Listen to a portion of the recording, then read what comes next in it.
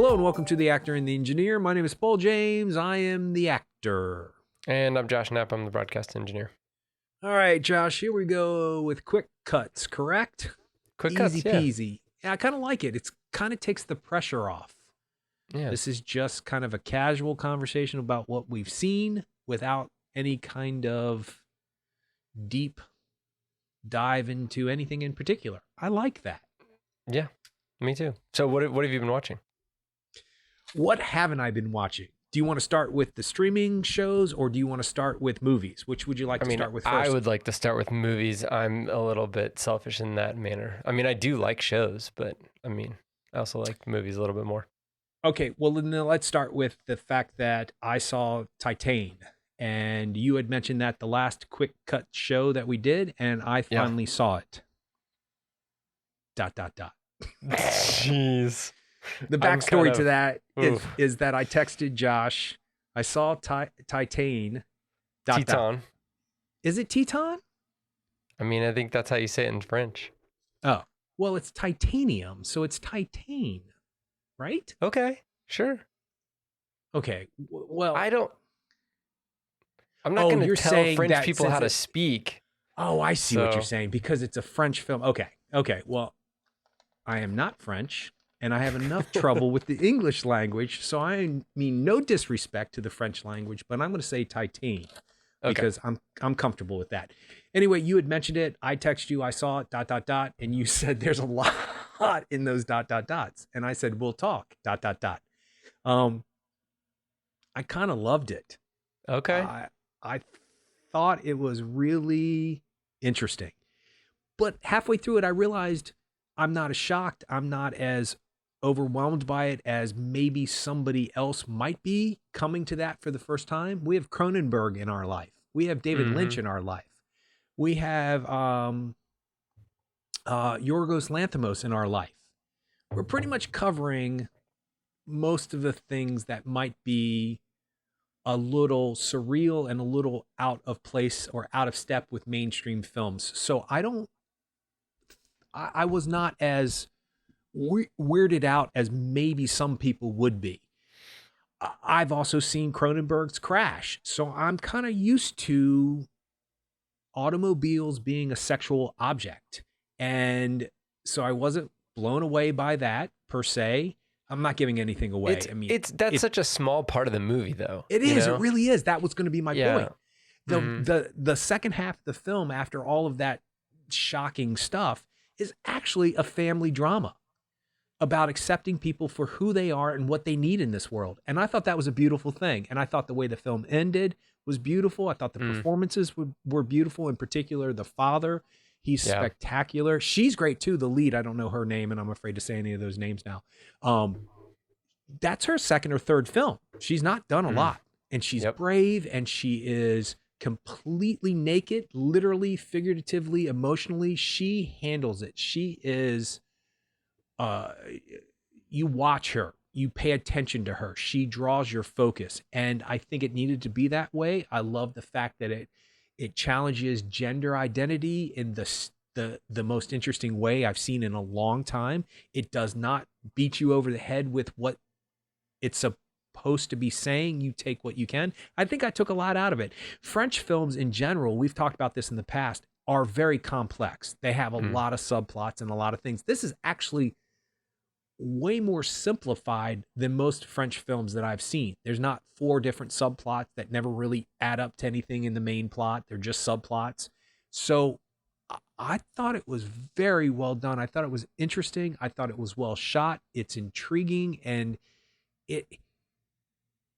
the idea of what happens to her, without giving too much away, when she's walking through the bus terminal or the subway terminal, wherever, and you see an image, and you're thinking it's one thing, and then it becomes a totally different other thing, and you think that the reason why she starts to do this, puts into motion the actions that she puts into motion, once again, without spoiling or saying anything, you think are for one reason, that she's escaping something and she needs to hide, but it's not. It's for a whole another reason. And it takes about, I like having to catch up to a film. I had to catch up. I wasn't in front of the film. I wasn't predicting what was going to happen. There's no way to predict what's going to happen. There Yeah. just isn't. But you have to catch up. You finally, I'd say a minute or two after when it goes down and she's in the police station, you finally Mhm. go, wait, what? What's happening? That's not what I was expecting. So I kind of loved it. Well, that's interesting. And for me, I think that you're right. It leaves you or keeps you guessing. And I think what you're talking about is the same kind of feeling you get out of like an Ocean's 11 movie or, these, an Agatha Christie movie, Murder on the Orient Express or something like that, where you don't really know where it's going, but you know that there's going to be, you're going to have to catch up, like you said. And so that's cool. And I thought that was an interesting part of the film, but I think that there's just, it's a visceral film, and it gets more visceral as the film goes on. And it's definitely allegorical. And I think that you're right. There's not multiple subplots going on. It's not a complex thing to follow as far as, a bunch of different characters or a bunch of different motivations. But at the same time, there's the filmmaker Julia Ducournau is asking you to do so much, that she's asking you to invest in each of these characters, even though you've seen like what the characters have done, and you've got these aren't simplified characters. These aren't heroes and villains. They're all very complex people within the film, and that does ask a lot of an audience.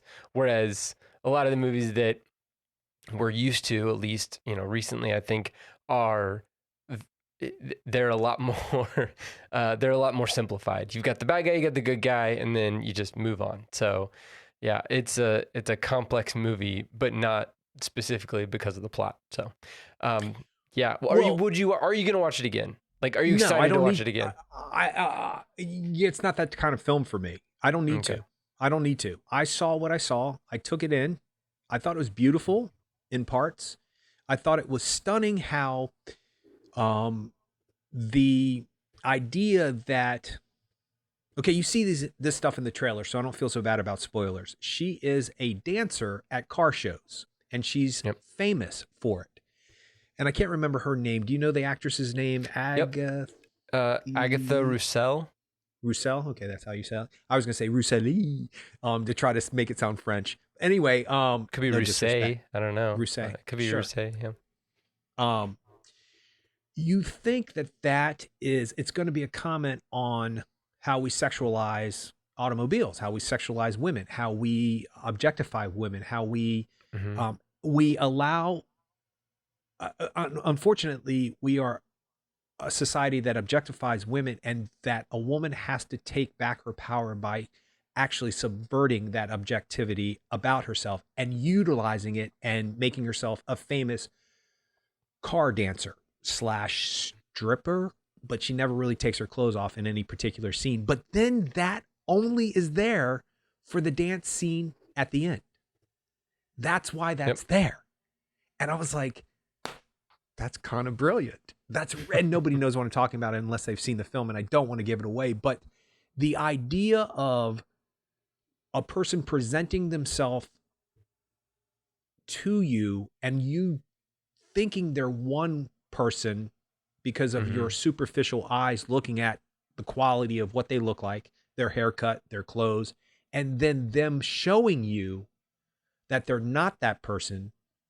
And then the idea that you might be aroused or sexually altered in some kind of way because of that action, but you don't know why that's happening, to me is brilliant. Well, but I so love to that. me, yeah, to me, what I got out of that first scene where she's, writhing around on the car is not it. She's not doing that for you. She's not No. doing that for the audience. She's not doing that for all the guys that are around this muscle car that bounces all over the place, has amazing shocks, and she looks great on top of it. She's not doing that for them. She's doing that solely for herself, and it just so happens that she gets paid for it and all that. But she has claimed that for herself, and she's not there for those guys. She's there for herself. And so that's another way of subverting that whole, objectification of women and, linking of masculine things of the cars and beautiful women and shoving them together in a what could be haphazard, but for her, she's all about it and she's there for it, but not for them. So yeah, that was good. But the men who are watching her, from my Don't point care. of view, no. Well, of course they don't care, but they're watching her and they understand how they're feeling. They Sure. understand why they're feeling what they're feeling, and that is normal to them. Hmm. You change it up at the end, the way that they change it up at the end, and those guys have no idea what they're feeling and why they're feeling it. I think that's a brilliant thing, because sexuality is not a black and white situation. It's a gray situation for Yep. most people. And instead of like spoon feeding that to the audience with exposition and, this person's sexuality is this way because this and blah, blah, blah, none of that happens. And action happens, and all of that plays out based on something that somebody does. And I mean, let's put it this way. If somebody else is watching it, am I going to turn away and not watch it? No, I'll watch it Yeah. again. But am I going to search it out? No, because I think I took everything I needed to take from it. I think it gave me everything that I needed to get from it. And All right. yeah. Okay. Well, so then that being said, I mean, I think that my recommendation for you to watch, and I'll have to be honest, Steph and I have been on vacation, so I have not been able to watch the first episode of Looking yet. Um, so that was your recommendation for me last time we did this. But my recommendation for you, since you did enjoy Titane, is Raw. That's Julia Ducournau's first film, and that's on Netflix. So you may want to wait to watch it because it's a similar. It expects a similar thing out of the audience, so it's not one of these like put it on while you eat dinner thing. You definitely don't want to put it on while you eat dinner, but for various reasons, if because there's some cannibalism associated with the film, but so yeah, you should check that one out. So that being said, since Steph and I were on vacation, we watched a bunch of movies that it was pretty much like a movie every night that we watched while we were on vacation. We just like went to a cabin-y thing and hiked a bunch during the day and watched movies at night. So we watched Shang-Chi. Have you seen that yet? Mm-mm. The Marvel movie. It just came out on. Oh, no. Yeah, no. Yeah, I it know it, just but came I out haven't seen on it. Disney. Yeah. And it was great. That's It what I've heard. was awesome. And I wish I could have seen it in the theater because it would have been perfect in the theater. It would have been a great way to get back into movie going in the theater. So I don't really have anything bad to say about it. Actually, it's not a return to form or anything like that, but it's a good story. It's a family story. It's got all of the special effects, but it really it relies a lot on practical effects, which I really appreciate. And there's not a lot of CGI people jumping around. They figure out ways to either use wire work or augment the surroundings around the actors to make it more realistic and grounded. And so, yeah, I mean, I think the story was good. I think that there's definitely some fantastical things going on. There's a dragon or two, but it works within the context of the film. I mean, it is a Marvel movie. It's about superheroes. So, and you get to see Tony Leung, you get to see Michelle Yeoh. So I mean, yeah, these are, Aquafina too, right? yeah, Aquafina, she's his best friend. Yeah, so he moves from his country to, from China to San Francisco, and so and becomes just a what is he? Oh, he's a valet driver. So he becomes a valet driver, and he's just kind of just chilling out, and then of course Destiny comes calling and sucks him back in. As it So yeah. always does. That's right. Yeah. So no, it's pretty cool. So yeah, we watched Shang-Chi. And then we also saw Red Notice. Have you seen that? That's on No. Netflix. It's the Ryan Reynolds, Gal Gadot, Gal Oh, Gadot. What's it? I can't remember how to say her name. really? You're gonna ask me? I think after it's the Titane. I think it's Gal Gadot, but anyway, her Wonder Woman and The Rock or Dwayne Johnson. So We don't yeah, need her and name. She's Wonder we Woman. watched it, and for me, it's.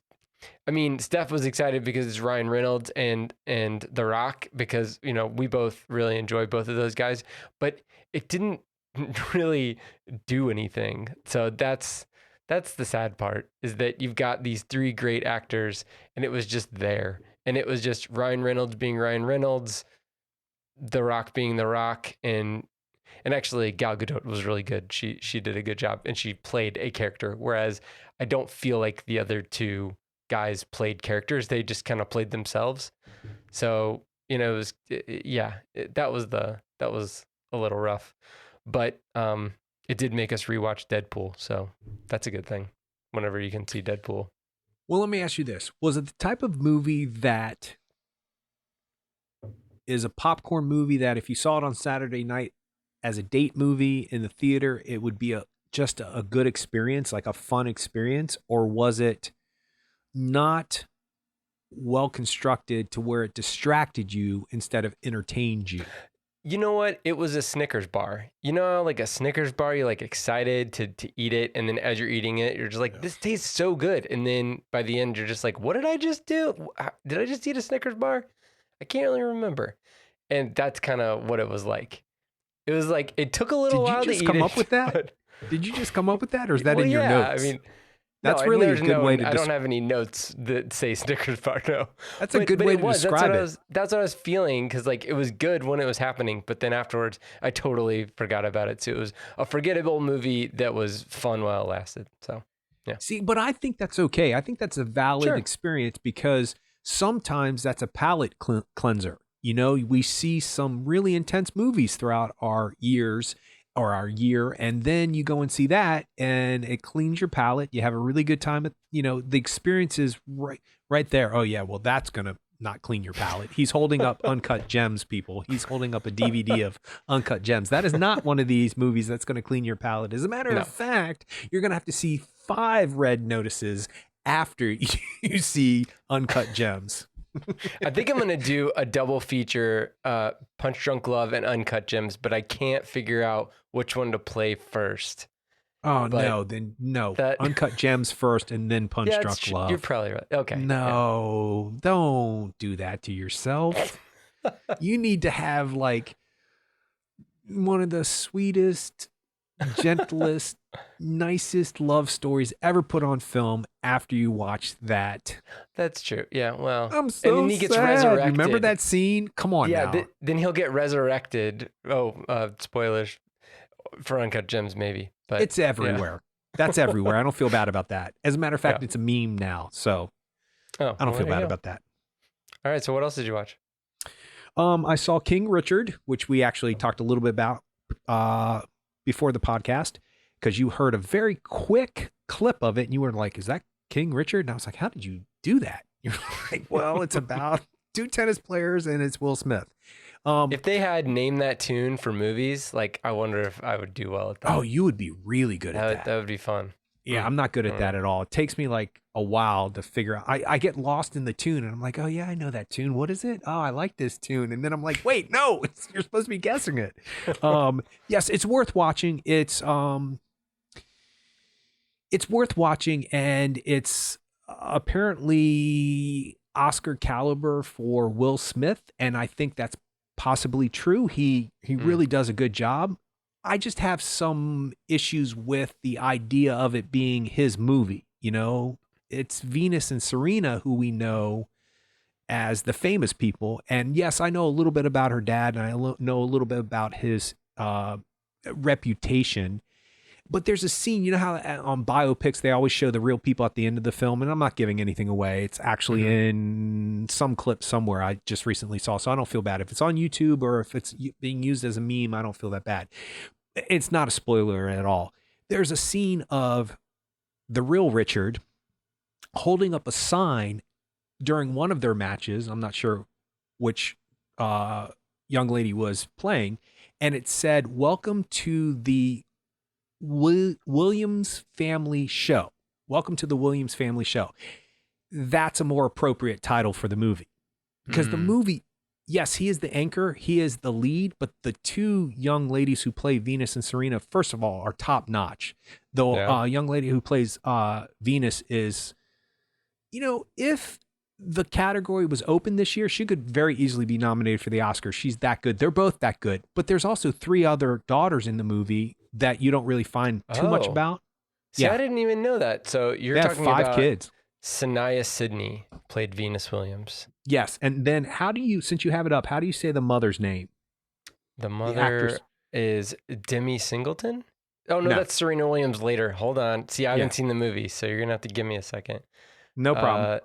What's the mom? I don't know what the mom is. Hold on.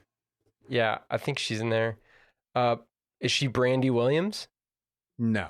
Oh, yes. That's the mother. Okay, yes. That's Anjanae Ellis. Anjanae. Okay, Anjanae. That's a good name. She definitely deserves to be nominated for the Oscar. Ingenue. I think it's Ingenue. Ingenue. Yeah, we were looking it up. Yeah, and that's how they were pronouncing it. But Ingenue. Okay. That's a pretty name. That's a really clever name too. Anyway, you know who she is? She's the mother in If Beale Street Could Talk. She's the other mother. Oh, yeah. She's the mother that angered us. That was, she did a good job because she angered us. But she's spectacular in this. She is definitely a dark horse in the Oscar race. Her name has been dropped. A few articles at this point, and I think she deserves to be talked about because there's 2 scenes in that movie I was like, there's your Oscar winner right there. She's spectacular. So is Will Smith, no doubt about it. He puts in Oscar caliber work for whatever that means. And it's a biopic. It follows the exact lines you think it's going to follow. There's nothing out of the ordinary with it. It's not offensive. It's not like there's just nothing to get upset about. It's a straight down the line biopic, which is good. I don't have a problem with that. There is criticism that this guy was a very sharp character in real life and that they should have shown more of his demons, especially if the movie is going to be called King Richard. And then when I did some research on him, I was like, oh yeah, they kind of left that kind of stuff out. Okay.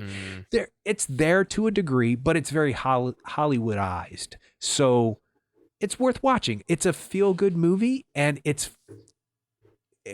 I heard a criticism about it that we're seeing this movie through the lens of knowing the history already, that we're not watching that movie, and the movie doesn't present itself in any other way. It presents itself as he has made a plan. King Richard has written a plan, and he's sticking to the plan, which I like those things because most of those people who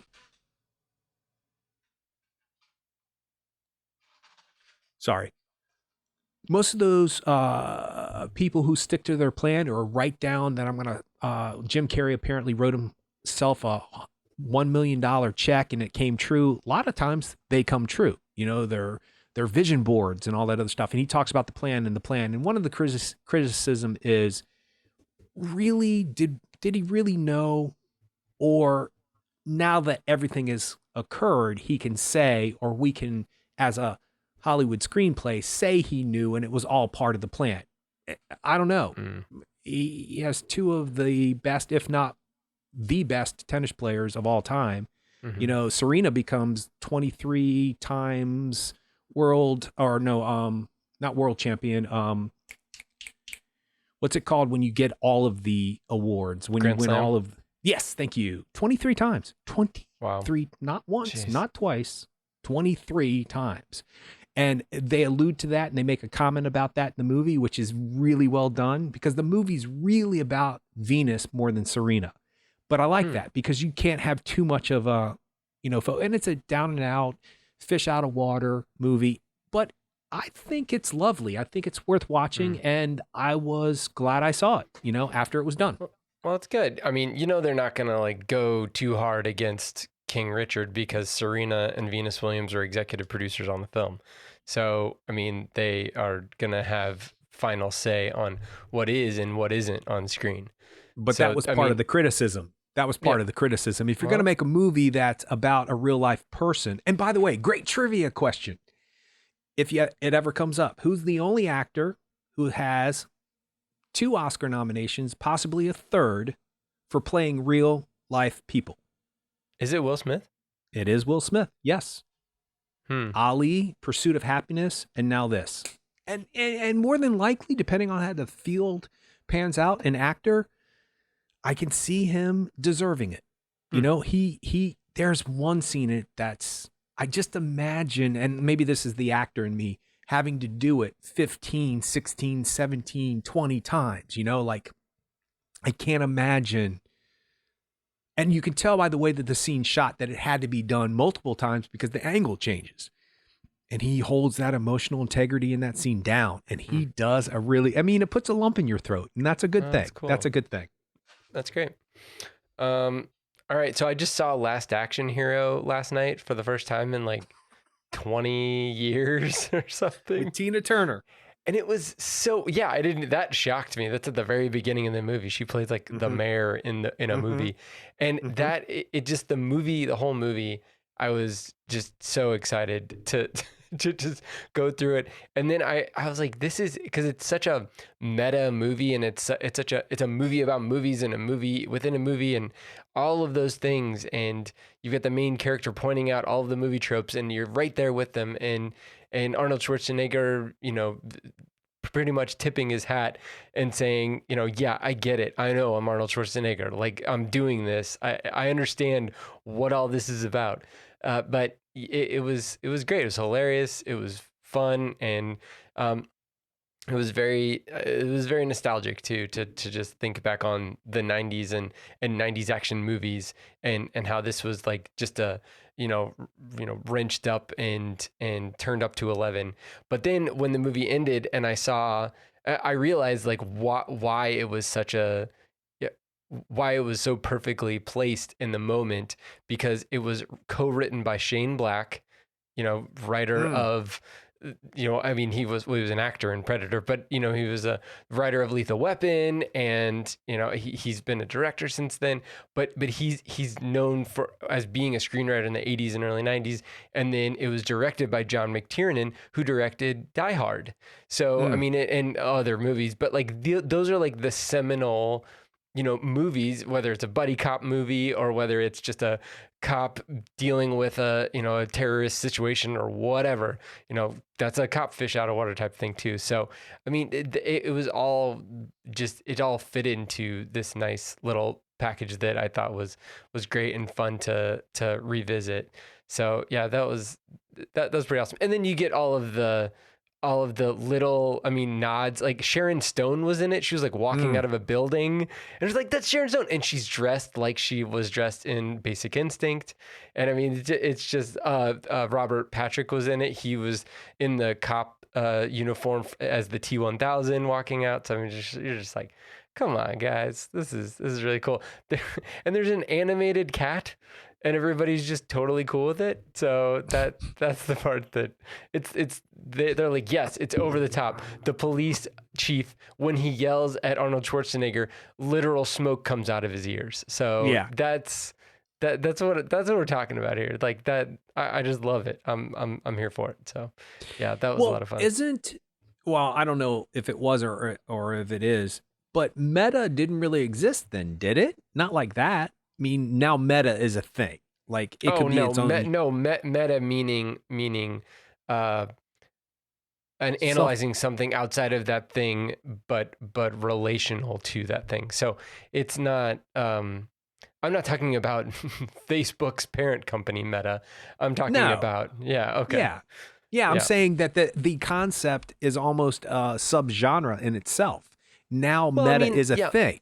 Yeah, like mockumentaries were like, this is Spinal Tap. I mean, that was an early on mockumentary. There have been other movies like that will build themselves. I mean, really, horror movies kind of do that already. They kind of understand. And Scream was it came out same year. Yeah, maybe a year before. Was it 95? I think is when it came out. But yeah. But you know, Deadpool is a meta film.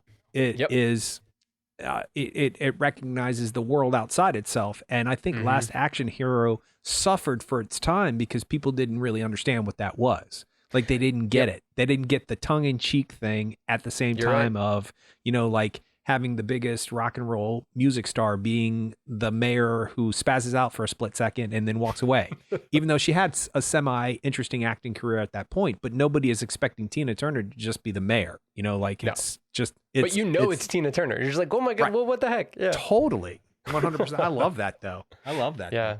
No, it was great. It was a lot of fun. Well, I kind of, I'll talk about something a little more lighthearted than the film I was going to talk about, which we'll go to in just a second. But I saw Tick, Tick, Boom. Oh, yeah. Andrew Garfield.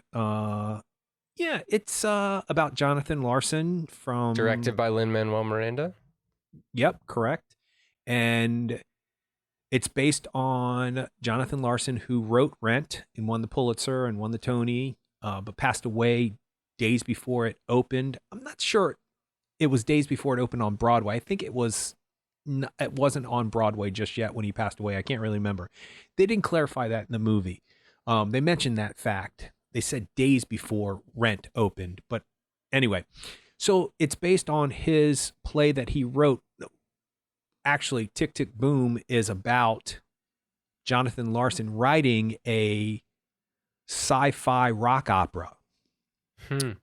And how that never really takes off, and his troubles and trials of living in an apartment in New York and starving, and his girlfriend and all that other stuff. And then at first I didn't realize that it was actually based on a Jonathan Larson musical, because he wrote this first one. I can't remember. It was like not Suburbia, something. I can't remember the name of the sci-fi rock opera right now. But then he wrote Tick, Tick, Boom, and then he wrote Rent. And basically Tick, Tick, Boom was a one-man show with some orchestration from a bass, a drum, because he's a rock opera. And then he had two backup singers, one being Vanessa Hutchinson, who can sing. Not that I'm surprised about Vanessa that. I just Hudgens? don't know much. Hudgens, is that her name? What did I say? Hudgens. Hutchinson? Yeah. Hudgens, is that her name? Titane. Yep. And so anyway, so I didn't realize that Tick, Tick, Boom was actually a product of Jonathan Larson. I thought it was an interpretation of his work based on a biography created by whoever created Tick, Tick, Boom, but it's actually a show he created. And they, when he did it on stage, Jonathan Larson, it was him behind the piano and all these other people accompanying him. And that's in the movie, but then also the stories that he's telling in Tick, Tick, Boom, the one-man show, if you will, actually come to life. And, his interaction with his best friend. But then you start to, not slowly, but if you know Rent, which I know Rent very well. I saw it on my 40th birthday. I saw it on Broadway. It was amazing. It was the 10th anniversary of it. It was amazing. It was mind-blowing. It won the Pulitzer, it won the Tony, it won everything.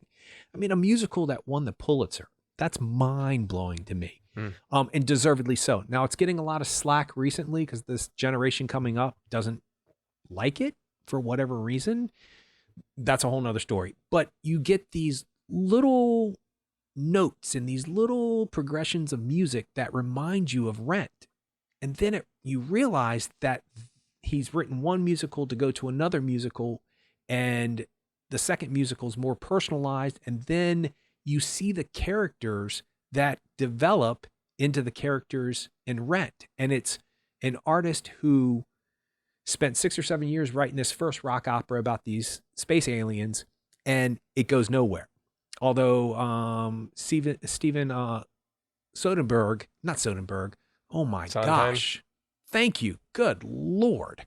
I should know better than that. Anyway, he's a big fan of Jonathan Larson. Like, he saw the first shows and he called and congratulated him. He's like, you've got something going on, but nothing really takes off. And one of the pieces of advice that he gets after writing the space opera is, go ahead, start another one. He's like, wait, I spent 6 years on this. What are you talking about? And make this one personal. Make it more personal. Make it about something that you can write about. And then you realize that this character, who happens to be Roger, doesn't become the character Roger in Rent, but there is a character named Roger in Rent. And then this character that this guy represents does become another character in Rent. And then there's like little Easter eggs throughout the whole entire Tick, Tick, Boom that if you know Rent, you'll pick up on it. And Very I found that cool. fan. And Andrew Garfield, what is up with him? Like, who knew? Like, he can sing. I didn't know Hmm. that. And apparently he's never really been in any kind of singing production, but Hmm. something told Lin-Manuel that he could do it. And they got together and they did a few things and practiced a few things. And then all of a sudden, Andrew Garfield found his voice and he can sing. He really Hmm. can sing.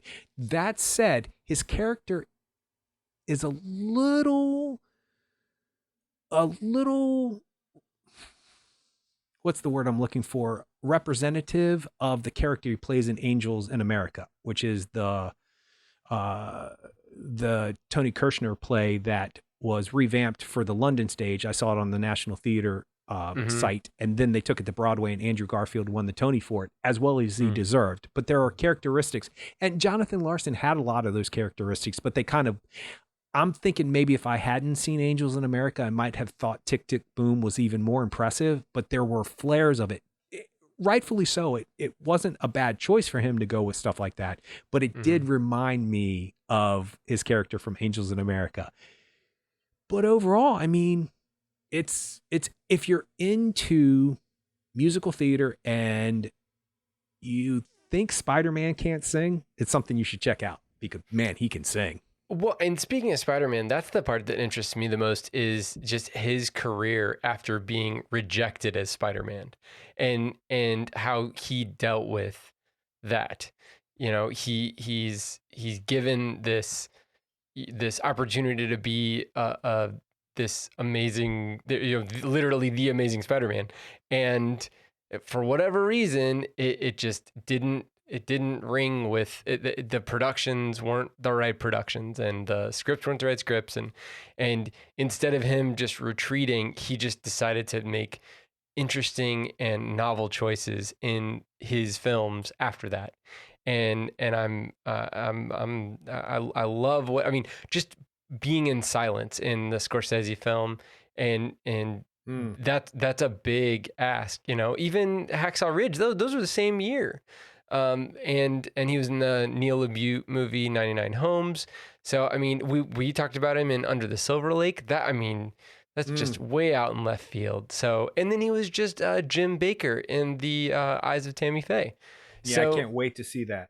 yeah, I mean, that's a lot of, that's a very disparate characters. And obviously he's acting on Broadway he's really, it seems like he's really pushing himself. Whereas you could imagine if he was just going to get folded into the stable of Marvel actors, then his career may have been totally different.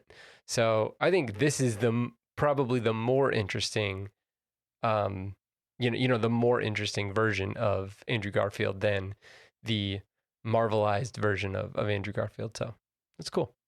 Well, he did two Spider-Man films, so Yeah. it's not like they dropped him after one. I just don't think that I think everything around him in those movies Yeah. doesn't work as much as he was fine as Spider-Man. I don't have I, a problem with him as Spider-Man. I didn't either, but Yeah. obviously they decided to go a different direction. You know what I mean? Like that was Well, how they dealt the with it. irony is that they're using all those characters again in this new Spider-Man movie. They're all coming back and they're all He's coming back. well, they don't know that. You That's not know a he is. I'm hoping. I'm hoping. All I of want them. it. Tobey Maguire's coming back. He's I'm coming not so back. sure about that. He says he's not. He says flat out, I'm not. He Oh, and says no. nobody's ever lied about that stuff before. I'm not saying, okay, it's way more fun my way than your Okay. way. All right. No, I hope that happens. And I'm sure that, like I've seen that trailer a couple times and there's Sandman and the Lizard and they're all jumping at the Spider-Man. I'm thinking there are 3 Spider-Mans in that sequence and they cut them out for the trailer, which is fine. Yeah. But there is a black Spider-Man who's wearing that same Tobey Maguire outfit from Spider-Man 3, which got raked over the coals, deservedly so, and not the outfit, the movie. And I'm like, who's wearing that black outfit? And there's also a scene in there, because I've watched it already a couple of times, where everybody sees the Green Goblin coming back, but there's another guy who's riding the Green Goblin's glider, say that 5 times, and shooting out green things from the glider, and that is not Willem Dafoe's. That is not his. So it's either James Franco or the guy who played the Hobgoblin in the Andrew Garfield films. It's a possibility all of them are coming back. So, and Electro, they fixed Electro. He was all blue and weird looking. Now he just looks like he does in the comic book to a degree. Oh, they even did that kind of like electrical spark that looks like a starfish over his face. Very, very well done. See, I haven't seen it. Is Jamie Foxx coming back or? Oh yeah. Oh okay, yeah, definitely. Good. Okay. Yeah, there's scene after scene, and then you see Electro in one of the scenes, and he looks completely different. And there's also a scene where Spider-Man, and I don't know if this is a real thing because there's all these fake ones online. There's a scene where Spider-Man's like, "You look different," because he does. He was blue in the original movie. Now he just looks like Jamie Foxx, but with this kind of Iron Man thing that crisscrosses his. It's a very it's a very interesting take on what Electro looks like in the comic. If you saw Electro in the comic, then you saw the real life interpretation is that actually a very good interpretation. And Jamie Foxx says something like, "You don't remember me?" Now the Spider-Man talking sounds like Andrew Garfield to me. I'm just saying. I don't know. But if he comes back as Spider-Man, I think that since Tobey Maguire's third Spider-Man wasn't received as well as it should have been because it just didn't work as a film, and because Andrew Garfield didn't get his due with a third film, it would be smart to bring him back and close them all and let those things now people's last impression of Andrew Garfield is, this film, not him getting dragged away from a third film. It's kind of letting him into the clubhouse. It's like, we're all, we're all part of the same thing. Yeah. Yeah, so he should be That's there. Cool. Yeah. Plus, he is a Tony. He doesn't care about Spider-Man. That's what I mean. That's what I'm saying. Like, he worked with Martin Scorsese and Adam Driver. He's an Oscar nomination. Come on. Yeah. Don't care. All right. Well, I've got a couple things that I definitely want to watch in the next few weeks. Get Back is coming out on Thanksgiving. The Beatles? The Beatles documentary. It's like, I don't know, 3 episodes or 4. I don't know. It's a bunch of hours of stuff that Peter Jackson did his magic on and coalesced together into the Get Back sessions, which ended up being the Let It Be album, but later than when they recorded it. So, because they actually recorded the Let It Be album before they recorded Abbey Road, but it came out after. So I'm excited about that. I'm excited about the Sparks Brothers documentary that Edgar Wright directed. I don't know anything about the Sparks Brothers, but Edgar Wright directed it, and they're one of his favorite bands. So I want to see what he does with. That's a real thing. That's not a mockumentary. That's a real thing. That the Sparks Brothers are a real. They're a real band, yeah. Oh, okay. I didn't know. I thought it was made up. Yeah, no, they're a real band, but yeah. So yeah, they're definitely real, but yeah, it's not a band that I really heard much about, but that just came out on Netflix, so I want to watch that. And I still haven't caught up with The Harder They Fall either, but I've heard a lot of really good things about it. The Western that I guess is also on Netflix. So, and I think Get Back is on Apple TV, I think. So, but I'm gonna try to see The French Dispatch tomorrow or this weekend. So I'm excited about that too. Do you have any interest in the Wes Anderson-y things? Yeah, absolutely. Yeah. Okay. Yeah. But Moonrise Kingdom was great. I love that movie. I love that movie. That's probably my favorite one. I mean, Fantastic Mr. Fox, but of the live action movies of his, I think Moonrise Kingdom is great. I know a lot of people love Rushmore and Royal Tenenbaums, and they're Grand Budapest. Great, but Grand Budapest Hotel is great too. But I mean, it's I don't know. I mean, it seems like how much longer can Wes Anderson do this? Like, is he do you think he's having fun? I mean, it seems like he's working with like all of the greatest actors, so that's got to be at least a little fun. How long can the Coen brothers do it? How long can Paul Thomas Anderson do it? How long can Yorgos Lanthimos do it? How long can any of these people do it? They all have a thumbprint. Wes Anderson's different though. Is he? He's got such an aesthetic that I want to see him. I want to see Wes Anderson's Licorice Pizza. Like, I want to see that. because that would be him getting out of his comfort zone. But I feel like he's in his, like, this is his comfort zone, and he never strays from this comfort zone. The French And Dispatch. I honestly think that we could debate on a whole nother podcast that all those people I mentioned are in their comfort zones too. And although maybe, there's a difference in themes and subject matter in Yorgos Lanthimos' films, but they still have a tone and an attitude that's only his. And same with Paul Thomas Anderson. Yes, all of them are different. They are like, the aesthetic is different, but it's still them. It's still them though. So I see what you're saying. I get what you're saying. I get what you're saying. Visually, that's and that's the things that I key on the most. You're looking at it from a character standpoint, and you're right. Most of Paul Thomas Anderson's characters are very similar, but the thing that I pull from his movies is a more visual difference. I pull the visual differences between There Will Be Blood and Boogie Nights and The Master. So yeah, but you think they're all the same? I'm not. No, I would never say it. I'm not saying they're all the same, but I think that if you were to come to any one of those movies and watch those movies and 10 other movies and say which movies are all directed from the same director, you might be able to say this one, and this one. They have a feel about them. But I understand what you're saying. I don't know. I don't know how. Why would we even ask ourselves what Wes Anderson what else could he do? Like, this is what he does. And so I'm going to ride that ride, and I'm going to expect this ride to be a certain thing. I think maybe I'm going to contradict myself, because I think the reason why I'm so attracted to Moonrise Kingdom is because it has that same aesthetic, but its heart is in a different place than a lot of his movies. It's so sweet. It's not as dry. You're right. It's not dry. It has it's a coming of age film, of course, but and that's, you would never think would be a subject matter he would want to deal with, but it's so sweet and it's so gentle. But you could pretty much say that about most of his films. So yeah, I think it's a moot point. I think we're talking about the same exact thing, but I think you're right. Okay, I changed my mind. Maybe you are right. How much longer? Okay, so I also saw Passing with Tessa Thompson, and Ruth Negga, directed by Rebecca Hall. Is it in black and white? Yes, it is. Oh, cool. Okay. And the ratio is, I don't know the aspect ratio. 4:3 probably. Is it square-ish? I can't even believe I could say aspect ratio and actually know what I was talking about. Sure, I don't know what it is.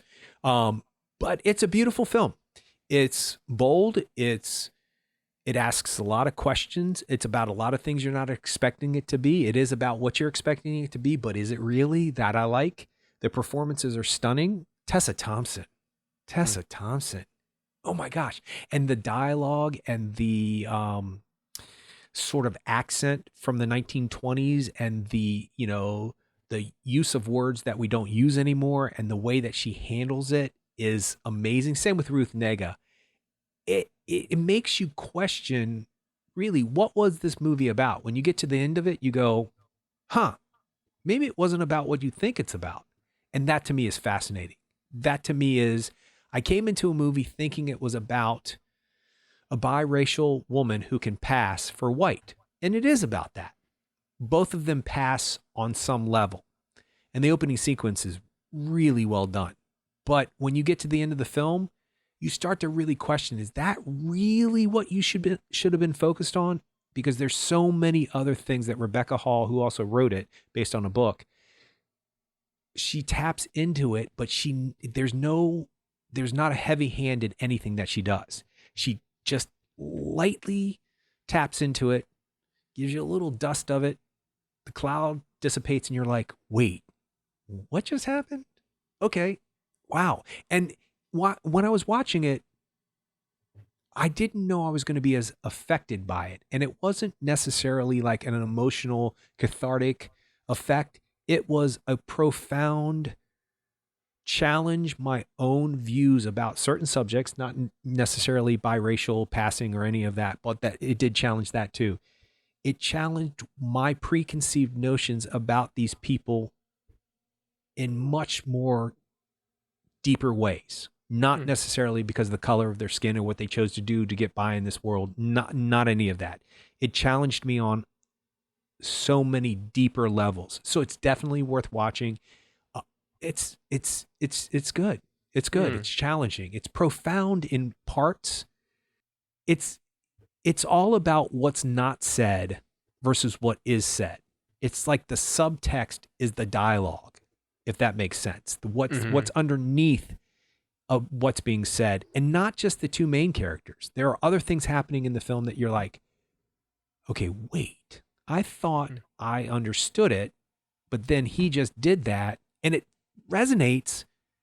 But then, like 5 minutes later, it comes to play in a different way. And you're like, oh, wait, I saw that. I felt it. I had an emotional reaction to it, but I didn't know I was supposed to key in on it.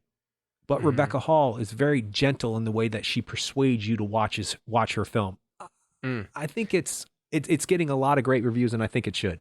It's her first directorial, or Yeah, it's her first effort, a directorial effort. So, I mean, as far as that's concerned, I mean, you're sounds like she's made for this, huh? I mean, well, because I like her. I always yeah, have. She is one of those people who have like under the radar for like 20 years. She's in hmm, everything, and you recognize her, but yeah, nobody The knows. Prestige, Iron Man 3. Yeah. She's in a lot of movies. You're like, oh wait, that's Rebecca Hall. Yes, yes, yes. And if I can find it really quick, because my phone is being not nice to me right now. If I can find her bio, she did a picture before I speak on it. Let me see if I can find it. That just for I don't even know why it transfixed me. And for ever since then, I mean I've known her name for a while. I she has stuck out to me for a while. It is Iron Man 3, isn't it? Huh. I don't know if I can find it. We Dang just on. rewatched that too. Oh, did you? Yeah. Yeah. Oh, yeah. She is in the Prestige. That's right. Yeah. I don't know where it's at. She did a movie. Dang, I can't find it. Where she plays the widow of this up and coming kind of Kurt Cobain singer. Although he's not Kurt Mm-hmm. Cobain, but he has the legacy of somebody like that. And the there is some kind of um dang it, what is that movie? Oh my gosh, it's gonna drive me crazy now. Oh yeah, she's the lead actress in The Town with Ben Mm-hmm. Affleck. Yeah, so I'll find it and I'll correct my rumbling later on because now I'm scared it wasn't her. No, no. No, I'm pretty sure. I'm pretty sure it's her. But I can't figure out where it's at. It Mm. must just be eluding me right now. Anyway, there's something. Oh, Tumble Down. Yes, it is it. Tumble Down. It is her. Oh, Thank okay. God. With I know, Jason Sudeikis, Oh. and yes, a young woman struggles to move on with her life after the death of her husband, an acclaimed folk singer, when a brash New Yorker, guess who that is, focuses, um, uh, writer forces her, sorry, to confront her loss, and the circumstances that happen around that. And something about that movie I couldn't stop thinking about afterwards. And then I finally was like, why can I not stop thinking about this movie? What is it? And it's her. Hmm. She has a couple of moments in that film that are so beautiful, so beautiful. And I don't think anybody else could have done it the way that she did it. So, yes, so she has been in my eyesight for a long time, but that's when I was like, oh, I know her. I know her name. And now uh, one of her films has touched me to the point when I see her now, I think of the feeling of seeing her versus like recognizing that she was an Iron Man or anything like that. Like I get this visceral feeling from seeing her because of the emotional impact that movie had on me. Does that make Hmm. sense? Does that make me Yeah, sound yeah. like a You pervert? associate no. You associate a particular amount of authenticity with her. Yeah. And that said, whatever that is, she has brought to her film passing. It's Mm. in there. It's in the DNA of that movie. Awesome. All right. Well, I'm good. How about you? Well, let me just tell you real quick, because I meant to mention it, and I've got to mention the National Theater again. I Oh just yeah. have to, because I'm so in love with this place. I finally, I mentioned it, I think, but I don't know if I ever said I finally saw it. But the reason why I got the National Theater streaming service was because of Angels in America, Russell 2V, that kind of stuff. But then it dawned on me very quickly, wait a second, isn't the National Theater the place that did the production of Frankenstein with Mm-hmm. Benedict Cumberbatch And and Johnny Johnny Lee Lee Miller? Miller. Correct. And they switch roles every other night. They play one plays the creature, one plays the doctor. I was like, wait, and sure enough, both productions are on the streaming service. Cool. And I don't know what about it made me watch Johnny Lee Miller be the creature first and Benedict Cumberbatch be Dr. Frankenstein, versus the other way around. For whatever reason, I watched that production first and I was blown away. And Johnny Lee Miller, oh, like, why are people not putting him in Oscar caliber performances? Like, what was someday? And then we'll all look back and go, oh, he wasn't just a TV star in a TV show with Lucy Liu, which, no disrespect, I watched Elementary. I liked it. And then it dawned on me that they're both Sherlock Holmes Sherlock's. and in different productions, Yeah. but one very critically acclaimed. And Elementary didn't do bad critically. It just was a Mhm. CBS show and maybe people didn't take it as seriously as it could, but it was very well done. But his physicalization of the monster, the creature, is amazing. It's amazing. He gets actually birthed on stage in the opening scene, and it's mind-boggling. And even if you just go on YouTube and try to find it and watch it, I believe this opening sequence is a good 10 minutes long before anything else happens, and it's him doing all of these. He's coming to life. And I thought to myself, well, man, you certainly can't be nervous after that being on stage, because all of the effort and the energy it took to play that must have just straightened you out for the rest of the play. Then I just didn't realize, because I've never read Frankenstein. I've never read the actual novel, and I've only seen interpretations of it. I never realized that the creature, one, shouldn't be called a monster, because that's the problem with the story. That's what's in the story that's the problem, that they think he's a monster because the way that he looks, when actually he becomes extremely well read. He's the smartest guy in the room by the end of the movie. Now, because of his circumstances, he does not the greatest of things, but I didn't realize that he became so articulate. I didn't realize he became a fully fledged human being, almost smarter than Dr. Frankenstein, if not smarter than Dr. Frankenstein. And to see Johnny Lee Miller's interpretation of the language and how he had to learn how to speak and the way that he moved his mouth was mind-boggling. I was like, oh my gosh, this is why this guy's at the National Theater. This is why. And then I thought, well, I've got to see Benedict Cumberbatch's interpretation of this too. And then I thought, no, I don't want to. Not for a while. Not for a while. Not until he gets washed away. Not until Johnny Lee Miller's creature gets washed away and I can come to it fresh, because I know I'm going to judge Benedict Cumberbatch differently. So what I did is I watched the opening sequence with Benedict Cumberbatch being the creature coming to life. And, no disrespect, but I was right. I should wait, because I cannot see anybody doing it other than Johnny Lee Miller. But it's fascinating to me that they reversed roles. And at first I was like, that's really difficult. Like, why would you do that?